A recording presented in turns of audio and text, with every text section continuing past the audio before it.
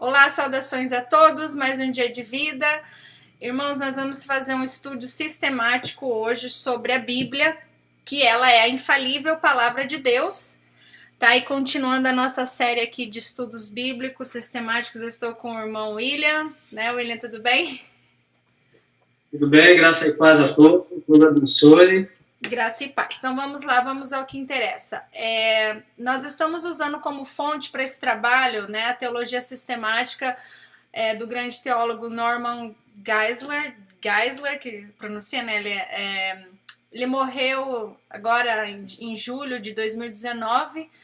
E quem era esse irmão? Um apologista cristão e cofundador da Southern Evangelical Seminary, evangélico seminário aqui, localizado em Charlotte, Carolina do Norte. Ele foi um professor universitário por 50 anos e tem falado e discutido em todos os estados americanos, e ele também era em PhD Filosofia, tá? Então é um trabalho bem sistemático. Tá. Bibliologia, a visão dos pais apostólicos e subapostólicos sobre as escrituras, a partir do ano 70 e 150 depois de Cristo. Esses autores são importantes porque eles chegam a ser contemporâneos da época apostólica. Um exame dos seus escritos indica que a aceitação da inspiração do Novo Testamento era ampla e remonta a um período bastante antigo. Então vamos lá, vamos começar então com o testemunho da epístola do pseudo Barnabé de 70 a 130. O título da epístola do pseudo Barnabé indica que ela foi posteriormente associada erroneamente ao primeiro companheiro de Paulo. Esta obra cita o Evangelho de Mateus 26, versículo 3, depois de afirmar que ele se constitui nas coisas que Deus diz. O mesmo escritor se refere ao Evangelho de Mateus 22,14 pelo termo Escritura, consagrado no Novo Testamento, em 4, versículo 14, o qual o Novo Testamento afirma ser inspirado ou soprada por Deus, que em 2 Timóteo 3,16 nós vemos que as Escrituras são inspiradas, né, pelo Espírito Santo, e ela é infalível palavra de Deus. Quer falar alguma coisa, William, sobre esta parte? Então, aqui, né, nós temos o estudo, na verdade, né, que nós estamos fazendo aqui, sistemático, é o estudo de bibliologia, né? Nós vamos abordar o tema sobre a Bíblia. Existe hoje um embate aí, se a Bíblia é ou se não é a palavra de Deus, né? Na verdade, esse tema, esse debate, ele começa a surgir depois do Renascimento. Até aí, então, no tempo de Lutero, ali em 1500, no século XVI, no tempo de Lutero, surge a imprensa. E com o surgimento da imprensa, através da publicação da Bíblia traduzida por Lutero, nós temos agora aí a Bíblia sendo acessível às pessoas. Sim. Nesse sentido, as pessoas começaram a ter acesso às Sagradas Escrituras, né? E sempre a igreja defendeu a Bíblia como sendo a palavra de Deus. O que acontece? Após esse tempo que nós chamamos do Renascimento, que são aquele momento em que os grandes pintores e artistas, Michelangelo, Da Vinci e tantos outros artistas, daquele momento que conhecemos como Renascimento, que surge a perspectiva, né, a terceira dimensão. Até então todos os retratos eram formados em 2D. Então surge a ideia do 3D, ou seja, altura, largura e profundidade, a ideia de perspectiva. É nesse contexto histórico que vai surgir os grandes pensadores que nós conhecemos hoje. E esses pensadores, através das descobertas tecnológicas, eles começam a questionar a igreja por muitas das coisas, porque o mundo era teocêntrico, né? E a igreja também dominava a área científica, tanto que as universidades surgem dentro das igrejas. Sim. Nesse contexto histórico, esses pensadores começam a ter uma ruptura com a igreja. Só que o problema é que eles se apartaram ao seu extremo das verdades da Bíblia. E daí, então, surgem essas críticas ferrenhas contra a palavra de Deus. E aí nós temos grandes pensadores filosóficos que vão defender o materialismo, o empirismo, o ateísmo e tantos tipos de ismo que vai surgir aí. Nesse contexto, surgem as críticas à palavra de Deus. E aí entra um grande embate dentro do contexto bíblico, se a Bíblia é um livro inspirado por Deus ou não, ou se é um livro de contos. A arqueologia, mais para frente, vai surgir com a ideia de desmascarar, entre aspas, as veracidades da Bíblia, demonstrando que a Bíblia é um livro contraditório e mentiroso. Mas acontece o inverso. Quanto mais se escava na história, mais aparece a veracidade da Bíblia. Né? Então, esse embate entre a veracidade da Bíblia e a Bíblia como um livro contraditório, ele já remonta a 400 anos. Só que nesses últimos dias nossos agora, esse embate volta novamente com toda a força. Então, nós temos agora uma briga entre a divindade de Cristo novamente, que foi um embate lá no passado dos pais da igreja, e a briga, de novo, entre as Sagradas Escrituras ser ou não ser a palavra de Deus. Mas nesse contexto... Sabe o que mais me entristece, William? Você está falando pegar o gancho desse embate agora de novo? É que está vindo de dentro da igreja.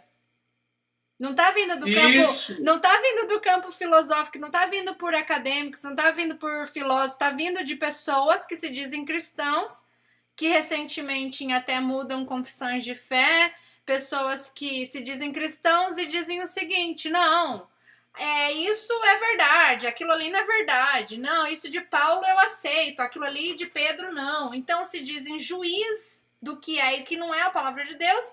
Ao atacarem a Bíblia contém a palavra de Deus, o homem passa a ser juiz daquilo que é e do que não é inspirado. Então isso é gravíssimo, porque está vindo de dentro da igreja. Se fosse, né, igual você falou, esses ataques surgiram de iluministas, de materialistas, de filósofos, né? Então, assim, na intenção de atacar a Bíblia, mas está vindo do meio cristão, e isso é um grave erro, porque daí nós vamos ficar juiz, e a Escritura é infalível, a palavra de Deus. Nós vemos aí, anos após anos, a arqueologia provando, a própria ciência provando, as profecias de Cristo se cumpriram, a própria história confirma a palavra. O problema é que o homem não quer aceitar, ele quer ser o dono, né, do seu destino, do seu futuro. Mas já está tudo escrito que vai acontecer. O problema é o homem, ele não quer aceitar que existe um soberano Deus que cuidou da história, né? Então vamos lá, vou passar para o próximo então. Só para concluir, vai lá. Eu gostaria de só concluir. Então, o que é que vai acontecer? Esses pensamentos filosóficos irá fomentar dentro do iluminismo, que é aquele pensamento de novas luzes, de um novo mundo, de um mundo belo e perfeito, que vai ser desenvolvido através dos pensamentos de Jean-Jacques Rousseau, né, que ele escreve um livro do Contrato Social. Esses pensamentos iluministas irá fomentar a Revolução Francesa. Então, lá nós vamos ter lá agora o rei e toda a corte sendo decapitados, né? Uhum. Esses pensamentos irão influenciar, depois do surgimento de Karl Marx, vão influenciar Karl Marx, e aí o marxismo, e daí então o socialismo, né? Sim. E dentro desse bojo, a igreja também passa a ser influenciada, porque esses filósofos passam a entrar dentro do meio teológico e os teólogos passam a aderir a esses pensamentos filosóficos. Agora já não é mais de fora para dentro, mas agora é de dentro para fora. Sim. Porque os próprios teólogos passam a atacar a Bíblia. E Sim. é nesse mundo cristão dessa época que vão surgir grandes homens de Deus que defenderam a palavra de Deus, como Jonathan Edwards, como Charles Spurgeon, em seus respectivos países. O Spurgeon lá na Inglaterra, o Jonathan Edwards nos Estados Unidos, vai combater esses pensamentos da teologia liberal, que foi trazida para o Brasil né? E muitos beberam dessa água e ainda continuam bebendo, né? E a congregação agora está bebendo dessa água da filosofia, da teologia liberal alemã. Só que eles não sabem suas fontes. Eles bebem dessa água sem saber quais são as suas fontes. Então nós vamos aqui agora pegar de Roma. Desde... agora Clemente de Roma, um pai da igreja, né? Da era patrística, então ali, do ano 95, 97, né? O relator da morte de Paulo e Pedro. Esses pais da igreja, irmãos, para quem não está familiar com a história do cristianismo, foram homens que vieram após a era apostólica, alguns foram até instruídos e discipulados pelos próprios apóstolos e que defenderam, né, a fé até a chegada aí, vamos dar até 451 no concílio de Calcedônia, eu diria, né, a era patrística, né, irmão? Então, eles cuidaram desses debates, né? Então, só para deixar claro que não tem nada de igreja católica aqui ainda, não tem Constantino, porque o povo tá confundindo tanto eles estão sendo enganados por historicidade, né, do cristianismo. Eles ficam falando que a Bíblia ela tem dedo de igreja católica, né? Por exemplo, o dogma da Trindade é coisa de igreja católica, mas aqui a gente está falando de homens que foram instruídos pelos apóstolos e o que eles defenderam, que eles fizeram a interpretação, né, do Novo Testamento, o que eles defendiam. Não tem nada ainda aqui de catolicismo, irmãos. Tá? Então eu vou ler rapidinho. Não sabemos nada da juventude de Clemente na Bíblia, chamado de Clemente. Só sabemos que ele era aluno e mais tarde companheiro e colaborador do apóstolo Paulo. O apóstolo fala deste colaborador na carta aos Filipenses, capítulo 4, versículo 3. Escrita quando o apóstolo estava preso, pois juntas a Elódia e Sintique se esforçaram comigo no evangelho. Também com Clemente e os demais cooperadores meus, cujos nomes se encontram no livro da vida. Então a gente sabe aqui pelo apóstolo Paulo que Clemente era também um discípulo, né? Clemente veio para Roma e vivenciou lá as primeiras perseguições dos cristãos. Viu eles serem queimados como tochas nos jardins do imperador Nero e certamente assistiu à morte de Pedro e Paulo como mártires. Não demorou e ele tinha que cuidar da igreja em Roma. Era uma época muito difícil e às escondidas. Clemente assistiu os julgamentos de cristãos, depois consolou os condenados e os acompanhou em sua última caminhada. Ele fortaleceu a comunidade cristã de Roma. Muitos foram condenados e Clemente deu ordens para que 7 homens da comunidade fizessem relatos sobre estes mártires. No ano de 96 chegou a notícia de que em Corinto a comunidade estava prestes a se dividir. A comunidade de Roma então pediu a Clemente escrever uma carta. Insistindo na união dos cristãos, esta carta ainda existe. E na época a carta de Clemente, assim como as cartas de Paulo e Pedro, era conhecida na igreja cristã. Nela, Clemente também relata o martírio de Pedro e Paulo em Roma. Não sabemos com certeza como Clemente continuou seu trabalho. Muitos cristãos foram condenados a trabalhar nas pedreiras perto do Mar Negro. É possível que Clemente sofreu esta condenação. Conta-se que ele, depois de um período de trabalho nessas pedreiras, sofreu a morte de Marte, sendo afogado nas águas do Mar Negro. Esses foram um dos que deram a vida, né, para preservar a mensagem do Evangelho. Passar para o próximo então, irmão. Tá, Epístola aos Coríntios de Clemente de Roma. Clemente de Roma, que também foi um contemporâneo dos apóstolos, escreveu a sua epístola segundo o modelo de Paulo. No seu texto, ele cita os evangelhos sinóticos, né? Mateus, Marcos e Lucas, depois de chamá-los de escritura, capítulo 2. Ele incentiva os seus leitores a agir de acordo com o que está escrito, pois o Espírito Santo diz que o sábio não se glorie na sua sabedoria, capítulo 1, citando Jeremias 9, 23. Mais adiante, ele recorre às Sagradas Escrituras que são verdadeiras, entregues pelo Espírito Santo, capítulo 45. O Novo Testamento, incluindo como escritura pela fórmula está escrito, capítulo 36, e como tendo sido escrito pelo apóstolo Paulo com verdadeira inspiração, capítulo 47. Tá. Quer falar alguma coisa de Clemente de Roma antes de eu pular para Policarpo? Acho que ele foi um dos cooperadores, né? E ele deixa isso aqui nós estamos falando que nem a irmã já deixou aí claro que nós estamos falando de um período antes do surgimento da Igreja Católica. Né? Nós estamos falando de irmãos nossos que são discípulos dos discípulos, né? Uhum. Eles receberam a mensagem e transferiram para nós. A questão é que quando nós julgamos o que é verdadeiro ou não, nós temos que olhar para a ortodoxia da igreja. Isso é a ortodoxia da igreja. O que acontece é justamente ao contrário. Pessoas abandonam a fé na palavra de Deus porque não conhecem o que é ortodoxia. Não sabem o que foi crido e defendido dentro da igreja. E por não saber o que foi escrito e defendido pela igreja, eles acabam bebendo de outras fontes e se desviando das verdades da palavra de Deus. Né? Então, a irmã pode continuar sobre a epístola de Policarpo, sobre a história de Policarpo. Tá, do ano 110 a 135. O homem que morreu glorificando a Deus. A carruagem feita de grades cruzava as ruas de pedra de Esmirna e o prisioneiro podia ouvir gritos da furiosa multidão que estava na arena.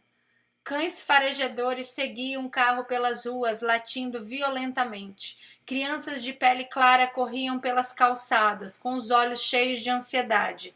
Ao longo do caminho, rostos sem nome paravam para espiar pela janela. A carruagem se deteve diante dos sólidos muros da arena.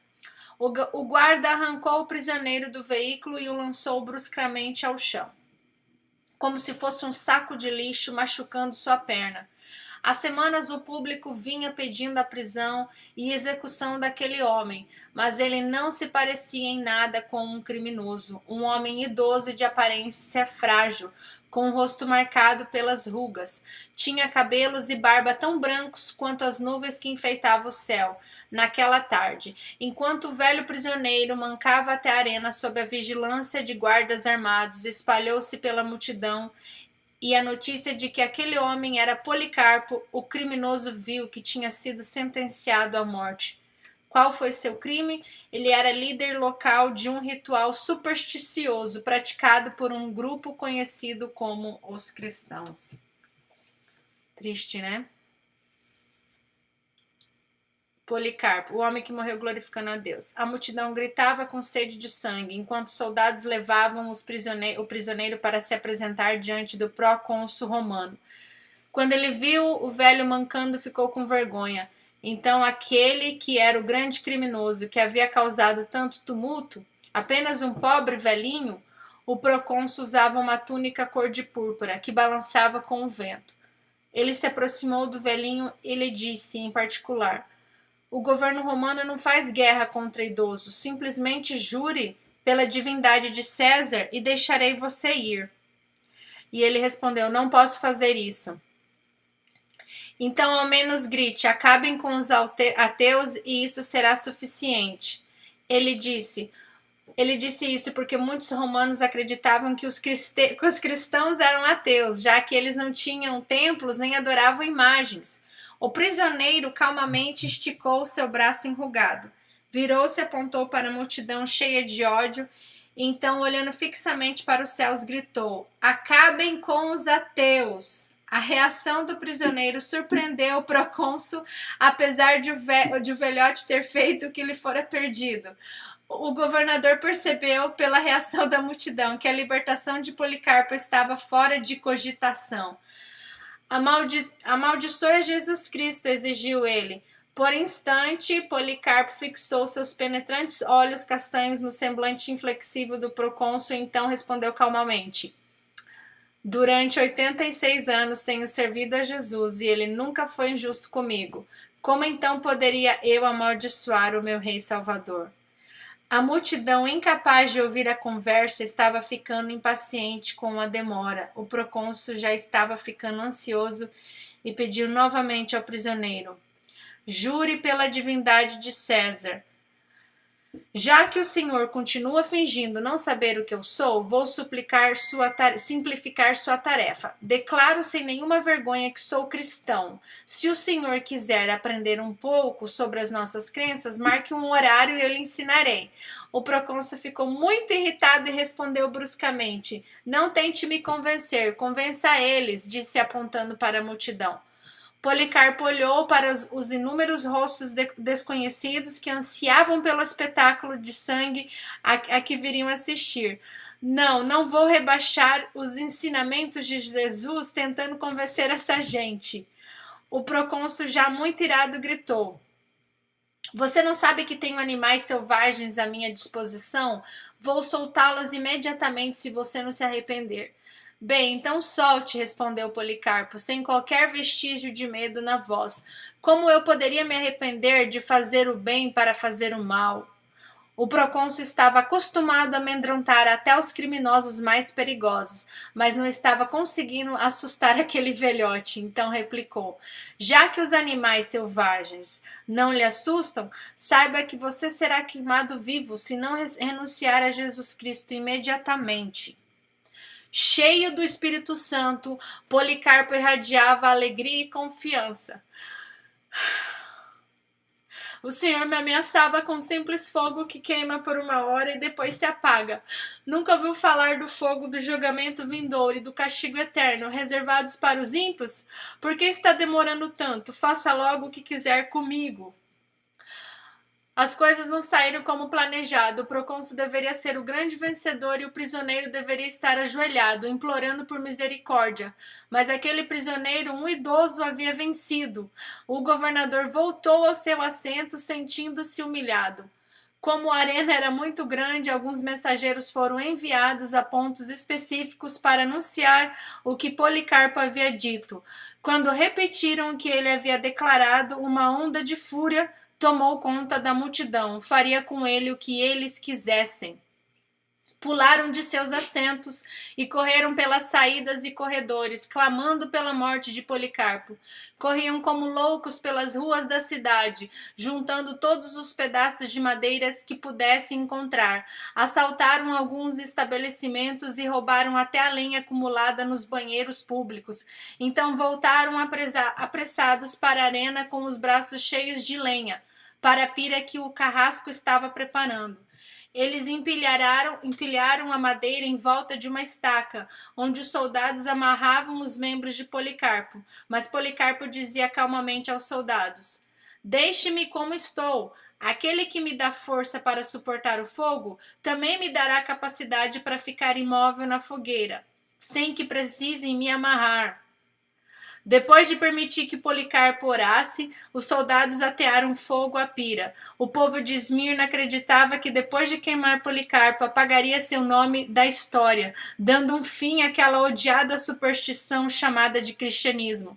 Mas assim como o procônsul, eles subestimaram a vitalidade e a convicção dos cristãos, pois em vez de intimidar os outros cristãos, a morte de Policarpo lhe trouxe inspiração.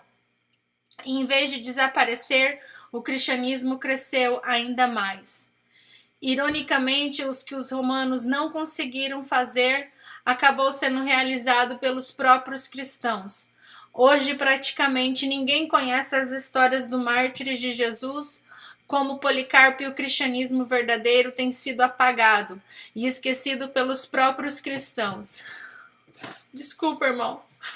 É porque, sabe, eu tô estudando isso agora no meu curso. A gente tá na geração mais fraca. A gente é uma geração mimada, irmão. E assim, a gente vê os ataques à palavra de Deus dentro da igreja, a gente é frouxo, não defende, e esses homens davam a vida glorificando a Deus para defender a palavra de Deus. E hoje esses ataques vêm dos próprios que se dizem cristãos, covardes, sabe? Covardes. Não defendem Cristo por causa de posiçãozinha de ministério. Então, assim, tá complicado, irmão. Eles não sabem o que é cristianismo ainda. Eles não sabem. Eles vivem em religião. Agora eu passei aqui na parte dos mártires do Coliseu. O homem que morreu glorificando a Deus é tirado do livro que falam os primeiros cristãos. Você quer falar alguma coisa demais dos mártires, irmão? Aqui, ó, tô com a foto aqui, ó. Ele com os leões no Coliseu de Roma, com os leões.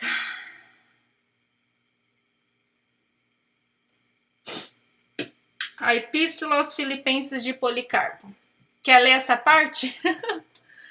Não, deixa eu só fazer algumas colocações aqui nesse relato histórico do grande Policarpo, que foi discípulo de João, né? Ele foi um discípulo de João. Esse livro, Os Mártires do Coliseu, conta também a história de Policarpo. Uhum.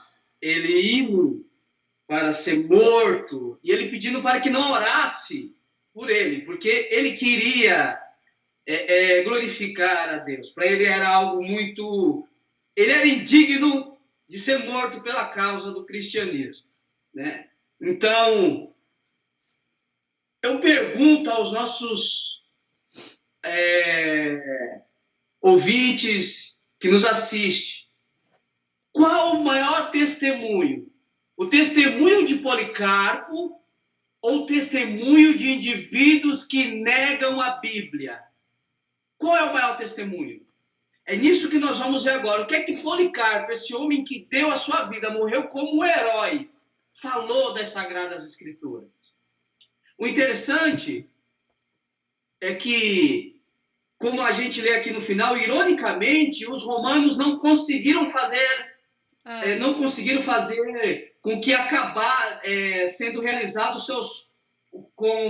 realizado pelos próprios cristãos. Ironicamente, o que os romanos não conseguiram fazer acabou sendo realizado pelos próprios cristãos. O que é que os cristãos fizeram? Hoje, praticamente, ninguém conhece a história dos mártires de Jesus, né? Então, essa é a lamentável história. Os romanos não conseguiram apagar, mas essas pessoas que dizem pregar no nome de Deus conseguiram apagar essa história. E dizem ser cristãos, né? E daria para a gente enumerar várias coisas que Policarpo fez. Ele não se dobrou unicamente. O que foi perguntado para ele, não, dobre o joelho e assume a divindade de César. Ele não se dobrou, né? Quando disseram para ele, acabe com os ateus, né, apontando para os cristãos, ele apontou, foi para o público. Hoje em dia, se você disser que se alguém vai para o inferno porque não crê em Jesus Cristo, você já é intolerante. Né? Então, o Policarpo também é um dos intolerantes aqui. Né? Como ele poderia amaldiçoar Jesus Cristo, que ele serviu durante mais de 80 anos? Né? Então, a confissão de Policarpo é muito forte, né? E vamos ver em suas cartas o que ele nos deixou escrito. Vamos. Tá, a Epístola aos Filipenses é o seu celular de Policarpo. Policarpo foi um discípulo de João. Nesta epístola, ele se reporta em vários momentos ao Novo Testamento, apresentando Gálatas 4.26, como a palavra da verdade, capítulo 3, e fazendo citações de Filipenses 2.16, e Timóteo 4, versículo 10, como a palavra da justiça, capítulo 9. No capítulo 12, Policarpo cita várias passagens do Antigo e do Novo Testamento, denominando-se de as Escrituras. Terceiro artigo, fé, esperança e caridade. Não é por mim mesmo, irmãos, que lhes escrevo sobre a justiça, e sim porque vocês me pediram primeiro, pois nem eu e nem ninguém como eu pode chegar à sabedoria do abençoado e glorificado Paulo. Ele, estando entre vocês, comunicou com exatidão e força a palavra da verdade, na presença daqueles que estão vivos ainda. Aí no outro artigo, exortação à paciência. Eu os exorto, portanto, a obedecerem atenciosamente a palavra da justiça e a exercitarem a paciência, assim como vocês têm visto diante de seus olhos. não somente no caso dos abençoados Inácio, Zósimo e Rufo, mas também no caso dos outros que estão entre vocês, no próprio Paulo e no restante dos apóstolos. Façam isso na certeza de que todos estes estão que não caminharem em vão, mas na fé e na justiça, e na certeza de que eles estão agora no lugar que lhes corresponde na presença do Senhor, com quem eles também sofreram. Eles não amaram o século presente, mas aquele que morreu por nós e que por nossa causa foi ressuscitado por Deus da morte. Aí tem outra exortação. Por isso acredito que vocês estão bem versados nas sagradas escrituras e que nada é escondido de vocês. Mas a mim este privilégio não é ainda garantido, pois está declarado nas escrituras: enfureçam-se e não pequem mais, e não deixem que o sol se ponha sobre a sua ira. Feliz é quem se lembra disso. O que eu acredito seja o caso de vocês, que o Deus e Pai de nosso Senhor Jesus Cristo e Ele mesmo, que é o Filho de Deus e nosso eterno pontífice, edifique-os na fé e na verdade, e em toda mansidão, gentileza e paciência, magnanimidade, tolerância e pureza, e eles lhe dê parte de sua herança entre os santos, e a nós convosco, e a todos os que estão debaixo do céu, que creem em nosso Senhor Jesus Cristo e em seu Pai, que o ressuscitou entre os mortos. Orem por todos os santos, orem também pelos reis e pelas autoridades e príncipes, e por aqueles que vos perseguem e vos odeiam, e pelos inimigos da cruz, de modo que seu fruto seja manifestado a todos, e que vocês sejam perfeitos nele. Tá, então aí acabei a exortação de Policarpo. Você vê, né? Ele sempre enfatizando, não esqueça das sagradas escrituras, né? Então agora vamos passar para Pápias, 130 a 140. Pápias escreveu 5 livros intitulados Exposição dos Oráculos do Senhor, que vem a ser o mesmo título dado pelo apóstolo Paulo ao Antigo Testamento em Romanos 3, revelando a autoestima em que Pápias tinha o Novo Testamento como sendo a própria palavra de Deus. Ele incluiu o Novo Testamento. Marcos, intérprete de Pedro, fielmente escreveu, embora de forma desordenada, tudo o que recordava sobre as palavras e atos do Senhor. De fato, ele não tinha escutado o Senhor e nem o seguido. Mas, como já dissemos, mais tarde seguiu a Pedro, que o instruía conforme o necessário, mas não compondo um relato ordenado das sentenças do Senhor. Portanto, Marcos, em momento algum, errou ao escrever as coisas conforme recordava. Sua preocupação era apenas uma: não omitir nada do que havia ouvido, nem falsificar o que transmitia. Relato de Papa sobre Marcos. Fala. Esse aqui, o Pápias, né? Esse pai da igreja, ele relata que o que Marcos escreveu, ele ouvia de Pedro. Então, Pedro falava e Marcos escrevia o que Pedro falava, né? Então, o Espírito Santo tomou Marcos para escrever aquilo que Pedro falava. Então, o que nós chamamos de Evangelho de Marcos, nós poderíamos chamar de Evangelho de Pedro, porque o que ele, segundo o Pápias, o que Marcos escrevia era o que ele ouvia de Pedro, porque ele estava lá com Pedro. Entendi. Tá, vamos lá. Outros escritos antigos. Além destes livros iniciais que citam o Novo Testamento, existem vários outros que fazem alusões ao Novo Testamento como escritura. Estes incluem os escritos de Inácio de Antioquia, falecido em 110 d.C., o pastor de Hermas, o Didaquê e a Epístolas a Diogneto. Analisados em conjunto, essas importantes obras iniciais demonstram que por volta do ano 150, a igreja cristã, tanto no Oriente quanto no Ocidente, aceitava a reivindicação de que o Novo Testamento fazia de possuir inspiração divina. Os pais olhavam para esse conjunto de livros com a mesma reverência com que os escritores do Novo Testamento olhavam para as escrituras do Antigo, a saber, considerando-o como palavra de Deus inspirada, portadora de autoridade e absolutamente verdadeira. Tá. A visão dos pais antinicenos e nicenos sobre as escrituras. Depois dos pais subapostólicos, os pais do final do segundo século e dos seguintes também nos proporcionam um forte testemunho a respeito da origem divina das Sagradas Escrituras. Dentro estes temos Justino Mártir, Tatiano, Irineu, Clemente de Alexandria, Tertuliano e além de outros.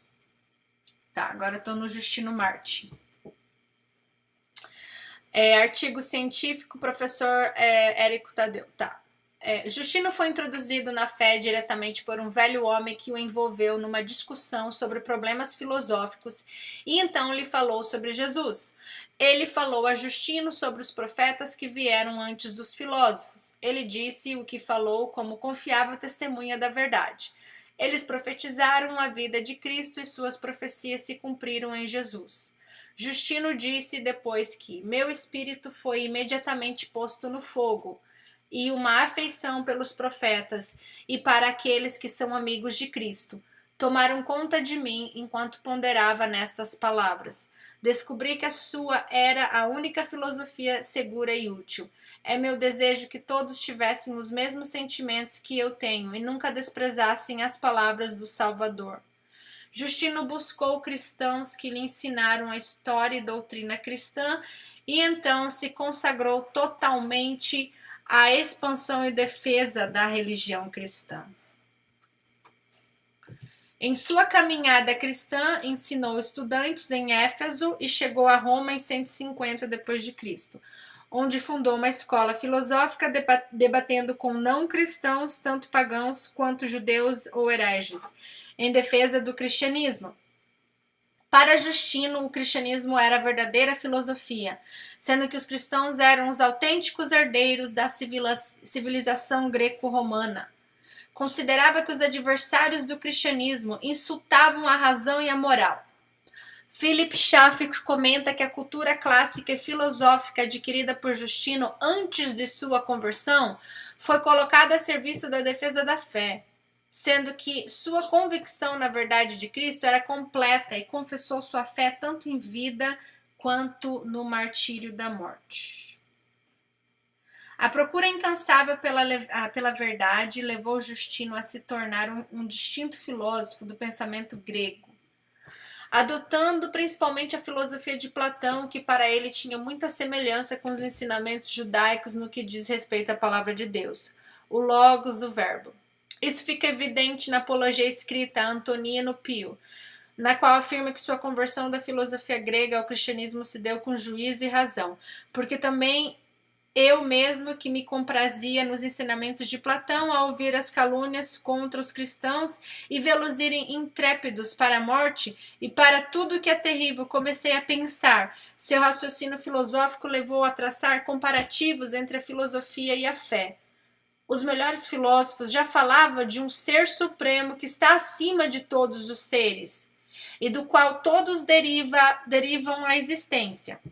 A vida além da morte física já era afirmada por Sócrates e Platão, que compreendiam a existência de outra realidade eterna além deste mundo. Justino também demonstrava crer nessa realidade, com o diferencial de que o centro da esperança cristã não é a imortalidade da alma, mas a ressurreição do corpo. A doutrina do Logos, baseada na razão, na compreensão racional do universo, foi utilizada por Justino para explicar e defender que a ideia de que a filosofia humana está a serviço de Deus e conduz a Cristo. Mediante o Logos, Justino ensinava que a razão fundamental do universo, o verbo, a palavra, Logos de Deus, se fez carne em Jesus Cristo, conforme descreve João 1,14. Ainda sobre o Logos, Justino explicava que assim como esse verbo, Jesus é a luz que ilumina todo aquele que vem ao mundo, sendo a fonte de todo conhecimento verdadeiro. Os antigos hebreus já criam em Cristo, antes mesmo de sua encarnação, e muitos pagãos também haviam conhecido o mesmo verbo, pelo menos em parte, por meio do Logos. Dessa forma, Justino cria que alguns filósofos, como Sócrates e Platão, e alguns sábios da antiguidade eram cristãos por terem recebido a sabedoria que proviam do Logos, que é Cristo. Embora conhecendo-os parcialmente, aos cristãos foi dado conhecer tal qual ele é pela sua encarnação. Mediante essas comparações, Justino associou o conhecimento filosófico ao conhecimento cristão, estabelecendo ponte entre ambos. Por meio dessas reflexões sobre o Logos como fonte de conhecimento e da moral comum, Justino identificou Cristo como sendo a alma do mundo e propôs haver uma continuidade da busca empreendida pelos filósofos durante a história da filosofia grega e que se deu na pessoa de Jesus Cristo. Conquanto tenha defendido a filosofia cristã e os cristãos, Justino teve que encarar a própria defesa de sua fé, diante das autoridades romanas. Sua firme convicção da verdade de Cristo levou a enfrentar a morte de Marte, por volta de 165 d.C. em Roma. Eusébio de Cesareia comenta que pouco depois de dedicar as apologias aos imperadores, defendendo a doutrina cristã, foi ele mesmo adornado com o sagrado martírio.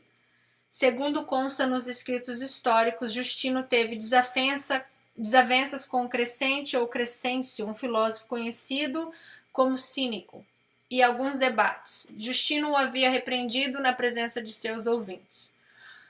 Num desses debates, o filósofo Crescente desafiou Justino acerca do cristianismo, e este saiu vencedor, o que induziu Crescente a buscar vingança, acusando seu adversário perante os tribunais. Sendo amigo do prefeito Júnior Rústico, que havia sido um dos mestres de filosofia do imperador, Crescente acusou a Justino e 6 de seus discípulos, entre eles uma jovem de nome Caridade. O juiz tentou convencê-los a negar sua fé, mas Justino respondeu que depois de haver estudado toda a classe de doutrinas, havia chegado à conclusão de que a cristã era a verdadeira e que, portanto, não estava disposto a abandoná-la. As últimas palavras de Justino diante de Rústico. Nosso mais ardente desejo é sofrer por amor a nosso Senhor Jesus Cristo, pois este sofrimento se nos converterá em motivo de salvação e confiança diante do tremendo e universal tribunal de nosso Senhor e Salvador. Faça o que quiseres, porque nós somos cristãos e não sacrificamos aos ídolos. Diante da recusa de Justino e dos discípulos em negar a sua fé, o prefeito ordenou sua execução. Estes, glorificando a Deus, foram açoitados e em seguida decapitados. Alguns dos fiéis levaram seus corpos às escondidas e os enterraram em um local conveniente. A vida de Justino pode ser comparada à de Paulo no que diz: respeito à decência e defesa do cristianismo junto aos gentios. Ambos tinham vivido entre judeus e gentios, tinham boa formação e usavam da argumentação para convencer judeus e gentios a respeito de Cristo. Ambos foram martirizados em Roma, em decorrência da sua fé. Convertido ao cristianismo, não deixou de ser filósofo e dedicando-se a expor uma filosofia cristã, explicando a relação entre o cristianismo e a sabedoria clássica. Ao chegar o momento de testificar sua fé em Cristo perante as autoridades greco-romanas, o fez com firmeza em prejuízo da própria vida, tornando-se Marte. Embora não tenha apresentado o cristianismo da forma como hoje o conhecemos, podemos afirmar que ele foi quem melhor explicou e defendeu as crenças cristãs, promovendo o desenvolvimento da teologia apologética da Igreja nos seus primórdios. Na sua primeira apologia, Justino Marte se referiu aos evangelhos como a voz de Deus. Ele acrescentou: não devemos supor que linguagem procede de homens inspirados, mas sim da divina palavra que os move. Em outro lugar, ele declarou que Moisés escreveu em caracteres hebraicos por inspiração divina, e que o Espírito Santo de profecia nos ensinou isto, dizendo-nos por Moisés que Deus assim falou. Tá, acabamos Justino. É muito interessante, né? O que eu gosto dele é que ele usa a filosofia grega da época como meio de pregação do evangelho, né? Aquela questão do logos ali, porque os filósofos já estavam chegando no conceito que tinha né, um designer por trás de todas as coisas, uma vida existente, uma fonte geradora, né, da vida. Então, ele cria que Jesus Cristo é o que culminava toda aquela sabedoria. Por isso que ele até fala que Platão e Sócrates já estavam no meio caminho andado, né, da revelação de Cristo. É interessante, né? E essa comparação dele como Paulo, porque Paulo também tinha toda a sabedoria de falar com gregos, com gentios, e Justino também, né? Então... e é interessante também, irmã, que o que acontece? Ele fala de sabedoria clássica. Então, essa sabedoria clássica era aquela desenvolvida pelos filósofos lá do passado, tanto os pré-socráticos e depois de Sócrates, o próprio Sócrates, Platão e Aristóteles. Ainda que Aristóteles era um pensamento mais empirístico, né? Ou seja, mais matéria, né? Enquanto Platão era o mundo universal, o mundo transcendente ou o mundo espiritual. Mas esses homens vinham de um conhecimento através da observação da criação. Uhum. E Paulo fala isso. Quando a gente lê aqui, 1 Coríntios, a partir do versículo 19, Paulo vai dizer o seguinte: porquanto que de Deus se pode conhecer, nele se manifestam, porque Deus lhe manifestou, porque as suas coisas invisíveis, desde a criação do mundo, tanto o seu eterno poder como a sua divindade, se entende claramente e se vê pelas coisas que estão criadas, para que elas fiquem inexcusáveis. Então, existe uma revelação na criação sobre Deus.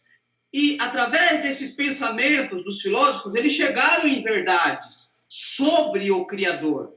Ainda que Justino se espantou com isso, essa revelação não dava aos filósofos a capacidade salvadora, porque só em Cristo há isso. Uhum. Mas eles chegaram em várias verdades. Como, por exemplo, é nisso que se espanta também.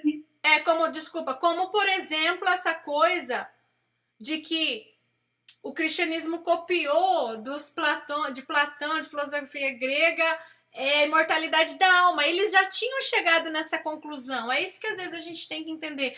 Não é porque alguns povos chegaram na revelação que batem com a Bíblia que a gente tem que negar. Eles chegaram em alguns pontos de verdade absolutas, mesmo que equivocadamente, sem a revelação de Cristo, mas chegaram naquela conclusão, né? Sobre a imortalidade da alma. E isso é bíblico, né?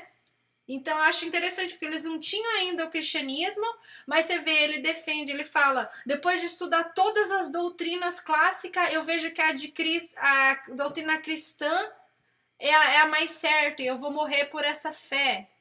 Isso que é interessante, né?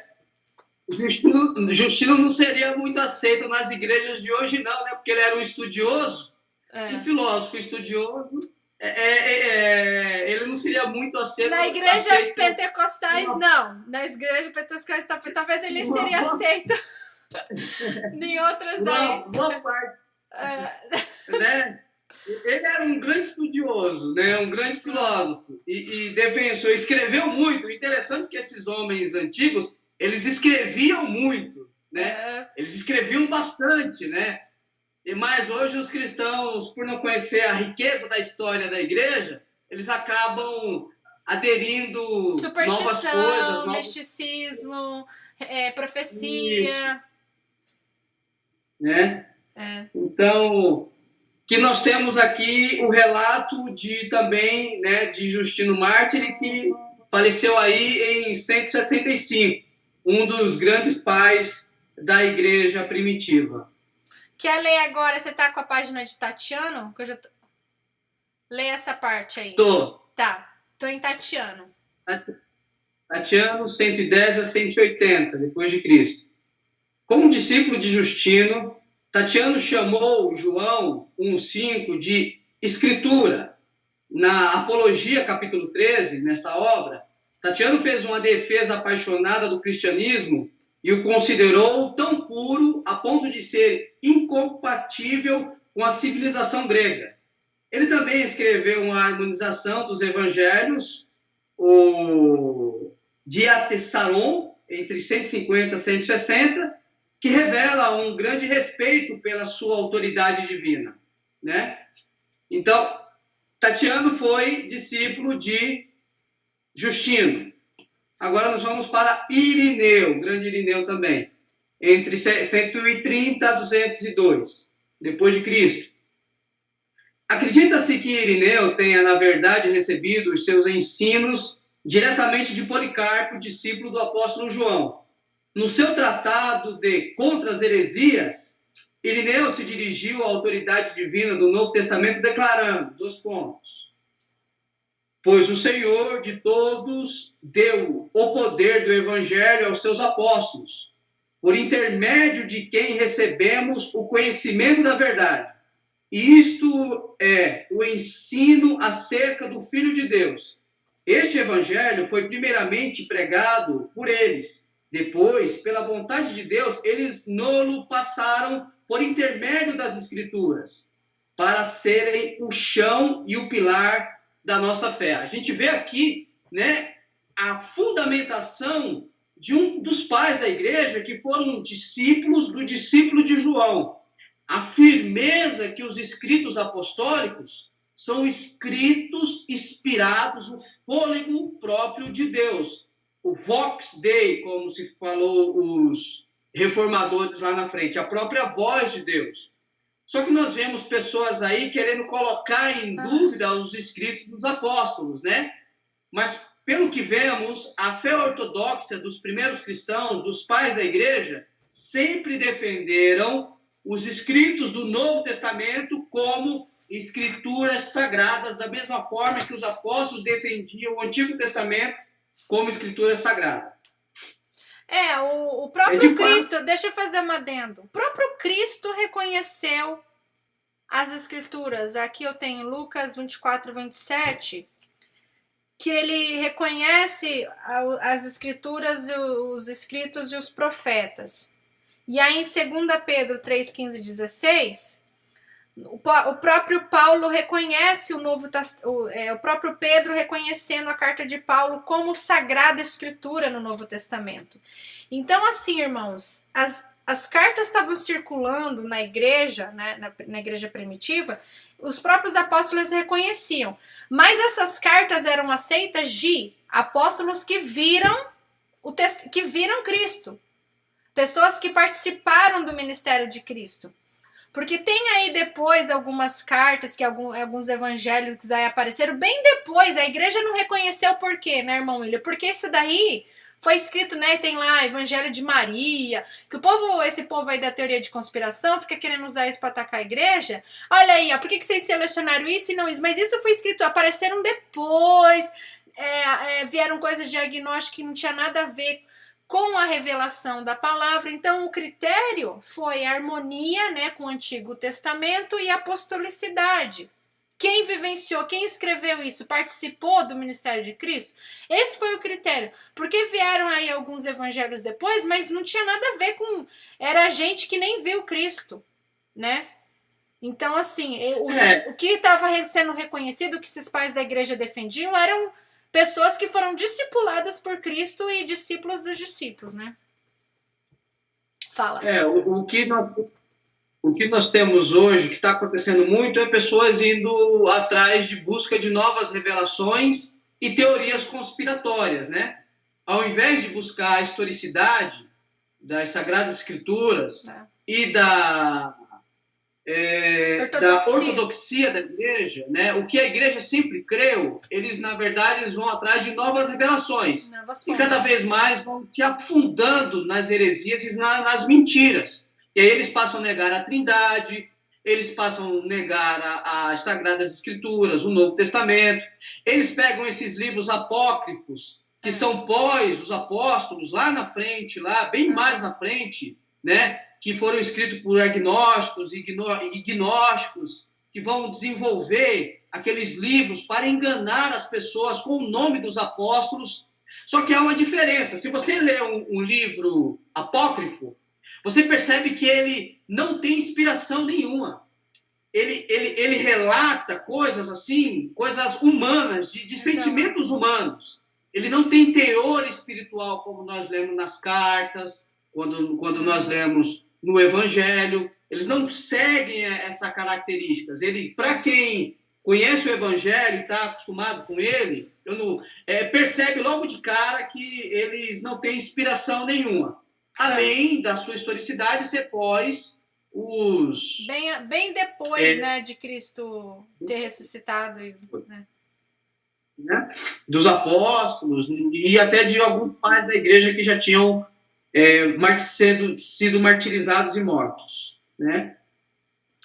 Continuando aqui, então ele vai continuar assim. De fato, Irineu afirmou a sua crença na inerrância das Escrituras, proclamando, abre aspas, a fé nas Escrituras e na tradição, fecha aspas, na qual ele reconhecia os apóstolos como estando, abre aspas, acima de toda falsidade, fecha aspas. Tá? Ele chamou a Bíblia de, abre aspas, Escritura da verdade, fecha aspas. E foi, abre aspas, assegurado da maneira mais adequada a respeito da perfeição real das Escrituras, já que foram faladas pela palavra de Deus e por seu Espírito, fecha aspas. Então, aqui nós vemos a convicção desses homens de Deus, discípulos dos discípulos, ali muito próximos dos apóstolos, nas Sagradas Escrituras. Aí vem um pessoal já lá na frente, já depois até mesmo do Renascimento, dizer que esses escritos, a Bíblia não é a palavra de Deus. E depois muitos vão beber dessa água, né? Dessa água aí que tem 300 anos. Né? É incrível isso dentro da igreja. Não, pessoas abandonam a fé para seguirem novas supostas revelações. Não, e sabe o que é? A gente vem batendo nessa tecla da Bíblia é a palavra de Deus, verso contém a palavra de Deus. Como eu já falei, nós vamos cair nesse risco de ser juízes da palavra de Deus. Nós estamos fazendo um ataque, porque a Bíblia, ela toda é a revelação de Deus. Né, conforme 2 Timóteo 3,15. Aí cada hora esse tipo de gente vem com desculpas. Ah, não! Porque tem fala ali que é do diabo, é fala do homem falando, sabe? Mas é o contexto, meu Deus do céu, da palavra toda que Deus quis deixar. A revelação acerca do filho dele. Acerca das coisas que virão. Aí depois eles falam assim, não, porque tem dedo de copista, de tradução, versículos a mais.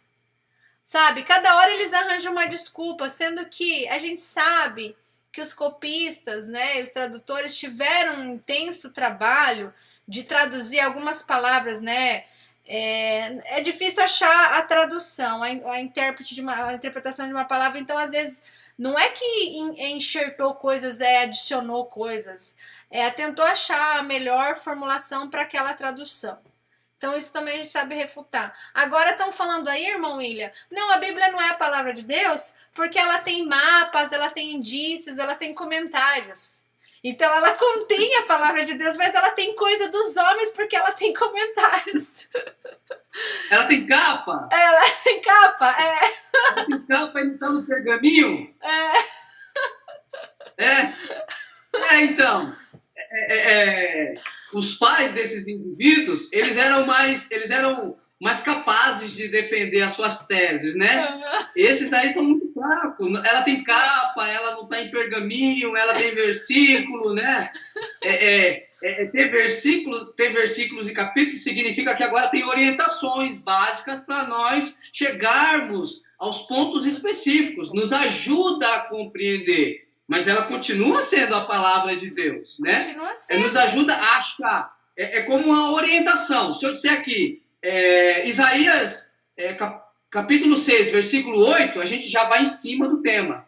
Então, o capítulo e o versículo, ele nos auxilia a chegar exatamente naquilo que estamos procurando. E isso não significa que, por causa de uma orientação auxiliadora, ele deixou de ser a palavra de Deus. Então eu vou grifar a Bíblia embaixo de uma passagem, ela vai deixar de ser a palavra de Deus, porque eu grifei ela, né? Eu fiz um grifo, deixou de ser a palavra de Deus. Então não tem base, né?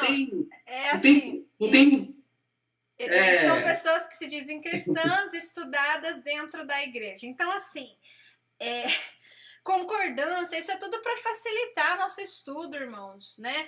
Olha só, hoje nós temos tantas traduções, hoje a gente pode deixar aí na internet ferramentas para você saber a palavra no original, no grego, no hebraico. Nós temos a concordância. Você quer saber um estudo sobre uma coisa, aí você vai lá na concordância. Hoje nós teríamos toda a facilidade, e o povo é o povo mais preguiçoso, mais que quer comer pela mão dos outros, mais que despreza a palavra. E os nossos pais que tinham lá só nos pergaminhos, eles eram iluminados, eles estudavam, eles eram guiados pelo Espírito Santo. Hoje essa geração está preguiçosa e não quer, desdenha da palavra. Vamos lá então agora, Clemente de Alexandria. Daí a gente acaba esse... Quer ler? Você tem, porque eu já tô ficando sem voz. Clemente de Alexandria, vai lá. 150, 215. Clemente se tornou o líder da escola eclesiástica de Alexandria no ano 190, mas foi forçado a fugir em face da perseguição ocorrida no ano de 202 d.C.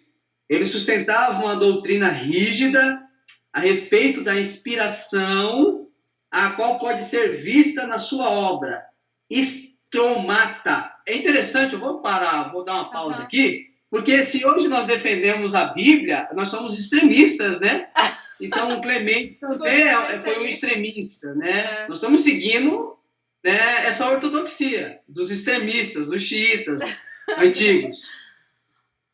Não existe discordância entre a lei e o evangelho, mas sim harmonia, pois ambos procedem do mesmo autor, diferido em nome e época para se encaixar a cultura dos ouvintes, por intermédio de uma sábia economia que é potencialmente a mesma, já que a fé em Cristo e o conhecimento do Evangelho e a explicação e o cumprimento da lei. Fecha aspas aqui para Clemente.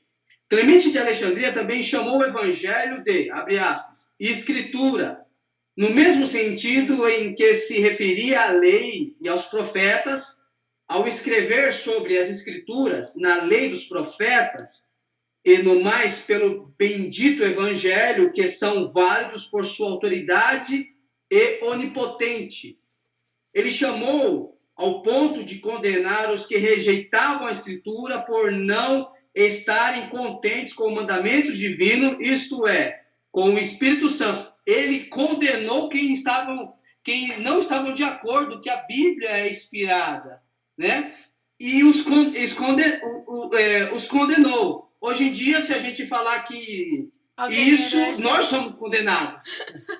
Se a gente falar que alguém está condenado ao inferno por atacar a palavra de Deus, parece que a gente é extremista, mas a própria Bíblia diz isso, né? Aqueles que adulteram a lei do Senhor, né? Hoje tem gente tem gente crendo aí que só o Novo Testamento é válido, o Antigo não. E aqui ele está falando, ó, a lei, os profetas, né, são escrituras, né? Uma coisa, irmãos, sem o Antigo Testamento, como é que nós vamos saber que Jesus é o Messias? Aqui está falando, não existe discordância entre a lei e o evangelho, mas sim harmonia, é uma narrativa, tem uma harmonia. Você não pode cair nesse erro de muitos aí, tudo é relativo, do politicamente correto, não quero saber de nada de Antigo Testamento. Nós temos que ler o Antigo Testamento na luz do Novo. Então nós sabemos que a revelação final é Cristo, só que lá nós temos as profecias desse Messias. Sim, aquelas profecias lá, que já em Gênesis 3,15 nós temos, né, a promessa que Cristo viria pisar na serpente. Ali já é o primeiro evangelho. E aí a gente vai vendo que vai sendo uma continuação do povo de Deus. As coisas que estão relatadas ali, quer você concorde ou não, era pertinente à época. O homem errando, Deus corrigindo as besteiras deles. Mas existia uma promessa e ela culminou no evangelho. Mas a gente não pode descartar. Eu vejo aí muita confusão nisso, irmão. De pessoas falando, não, aquele Deus lá do Antigo Testamento eu não quero não. Eu só quero esse Deus bonzinho que Jesus mandou amar. Mas assim, como é que você vai agora ficar sendo juiz daquilo que é e que não é? É isso que eu quero dizer. A lei e o evangelho, elas estão numa harmonia. Aqui, ó, Clemente de Alexandria é perfeito. E Lutero depois lá na frente vai dizer que a lei, ela tem o sentido de nos apontar a ferida. E o evangelho, que é a graça de Cristo, ela é medicina. Nós precisamos da lei para saber da nossa situação depravada, porque a gente não ia conseguir cumprir a lei. E o evangelho é a resposta. Então, o que você falaria para esse povo aí que fica falando que o Antigo Testamento não vale? Esse é outro ataque. Esse é outro ataque. Que a Bíblia não é para ser estudada. Clemente se tornou líder da escola eclesiástica. E agora? E agora? Né? A Bíblia é letra morta. 215 depois de Cristo. Que fala que a Bíblia é letra morta. Ela é da escola eclesiástica de uma das melhores escolas, né? Alexandria. De lá vai sair o grande Atanásio, também de Alexandria. A escola de Alexandria vai formar vários homens de Deus, a escola de Alexandria. E agora, o que a gente vai fazer? Não pode estudar a Bíblia? Essas pessoas terão que desconstruir 2000 anos de história, né? É interessante que eles não enxergam isso, né? Não. Eles não enxergam que eles estão desconstruindo 2000 anos de história para defender as suas convicções religiosas, né? É interessante isso. Eu só gostaria de fazer mais uma colocação aqui, o porquê desse debate que está acontecendo, né? E vou explicar um pouco do que é baixa crítica e alta crítica. Tá. O que é a baixa crítica? A baixa crítica, ela está ali se referindo aos estudos dos manuscritos, dos pergaminhos, né, daqueles escritos antigos que fala sobre, dos originais, no caso, né, dos originais gregos e hebraicos, e faz a tradução para a nossa língua. Ela se ocupa disso, de pesquisar a historicidade da palavra em si.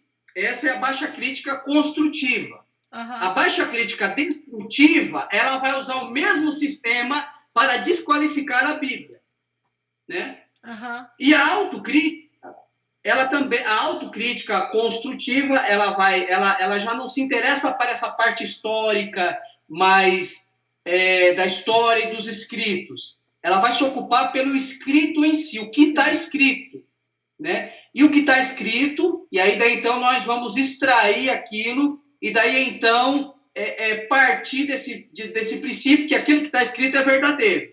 Enquanto a autocrítica construtiva vai extrair da Bíblia o que ela fala e construir as doutrinas, a autocrítica destrutiva, ela vai fazer justamente isso. Ela vai dizer que a Bíblia não é a palavra de Deus porque tem versículo, tem capítulo, vai pegar algumas passagens que aparentemente parece estar contraditória, né? Mas que não há nada contraditório. Há dificuldade nossa de compreender. Eu vou dar um exemplo dentro da arqueologia.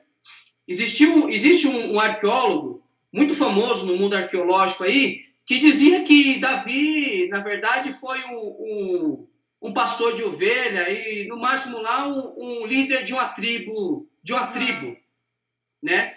Porque não havia fatos arqueológicos que comprovassem o reino de Davi e Davi em si. Aí, para a infelicidade desse arqueólogo, foi encontrado numa pedra lá escrita justamente de uma invasão de Davi, onde relatam a parte da história de Davi como rei de Israel. Então, toda a tese desse grande estudioso arqueológico foi jogada por terra. Assim acontece com os críticos da Bíblia.